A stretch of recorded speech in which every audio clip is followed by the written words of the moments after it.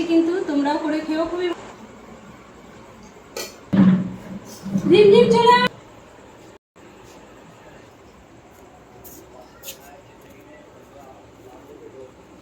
আমি চাল নিয়ে নিলাম, আর আমি 4 কৌটো চাল নিয়ে নেব।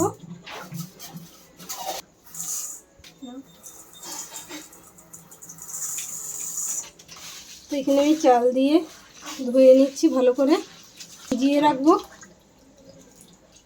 আধ ঘন্টার মতো ভিজিয়ে রাখবো। তো আধ ঘন্টার জন্য ভিজিয়ে রাখছি চালটাকে।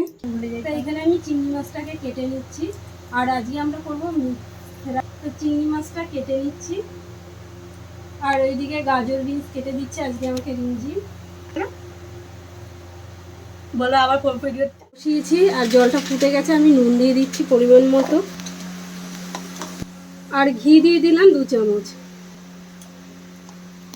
নমস্কার বন্ধুরা, তোমরা কেমন আছো? আশা করি ভালোই আছো, আর আমিও ভালো আছি। আর আজকে রিমঝিম রান্না করবে, তা রিমঝিমের হাসিটা একটু দেখো তোমরা।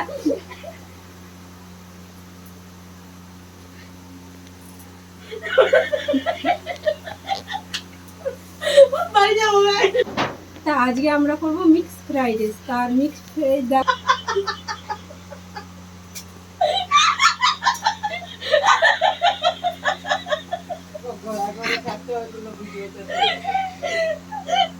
সবজি নিয়ে নিয়েছি, গাজর নিয়েছি, বিনস নিয়েছি, এখানে পেঁয়াজ নিয়েছি, আর ক্যাপসিকাম নিয়েছি, আর আদা ঘষে নিয়েছি। আদা আমি দিয়ে দেব চিংড়ি মাছে দিয়ে দিচ্ছি, আর দিয়ে দিয়েছি মাংসতে।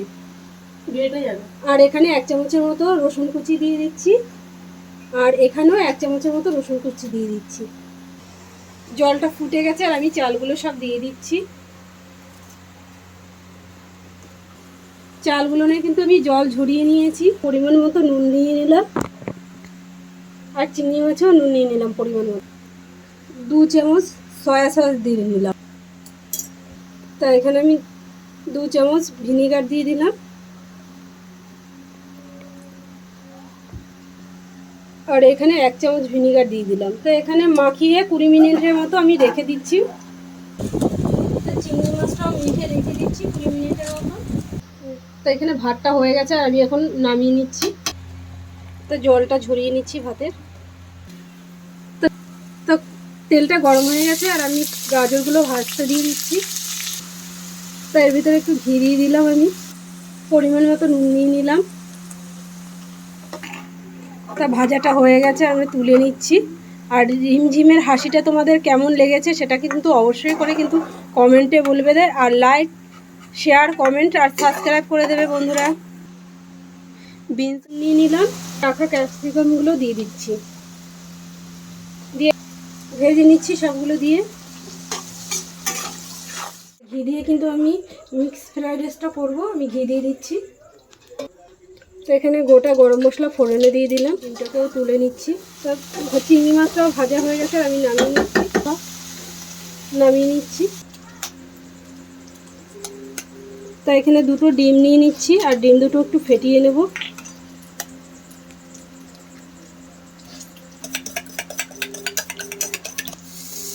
তো ডিমটাকে একটু ভেজে নিচ্ছি, হয়ে গেছে, আমি তুলে নিচ্ছি। তো এবারে মাংসগুলো ভেজে নিচ্ছি।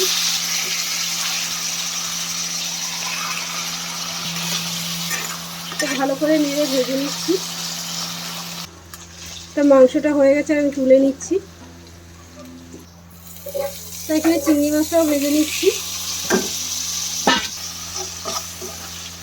পেঁয়াজ কুচি দিয়ে দিলাম, লঙ্কা কুচি দিয়ে দিলাম। তো লঙ্কা কুচি, পেঁয়াজ কুচিটা একটু ভেজে নিই অল্প অল্প করে। রসুন কুচি আর আদা কুচি দিয়ে দিচ্ছি দুটোই, আর গোলমরিচের গুঁড়ো দিয়ে দিলাম। আর পেঁয়াজটা কিন্তু আমি খুব বেশি ভাজবো না। এর ভিতরে আমি 2 চামচ সয়া সস দিয়ে দিচ্ছি। আমি কিন্তু আমার ঘরোয়া মতো করে নিলাম, আমি কোনো রেস্টুরেন্টের মতো। এই যে ভালো করে কষিয়ে নিচ্ছি। তাহলে আমি সব ভাজাগুলো আমি দিয়ে দিচ্ছি, দিয়ে একটু নেড়ে চেড়ে নেব।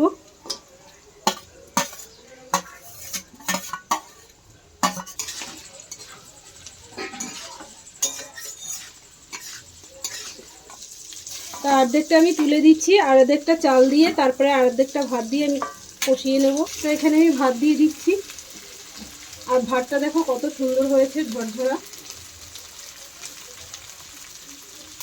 তো এই আমি মাখিয়ে নিচ্ছি নেড়ে, আর দেখো কত সুন্দর হয়েছে কিন্তু।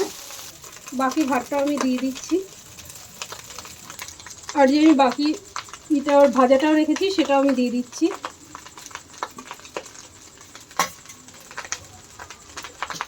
তা ভালো করে মিক্স করে নিচ্ছি।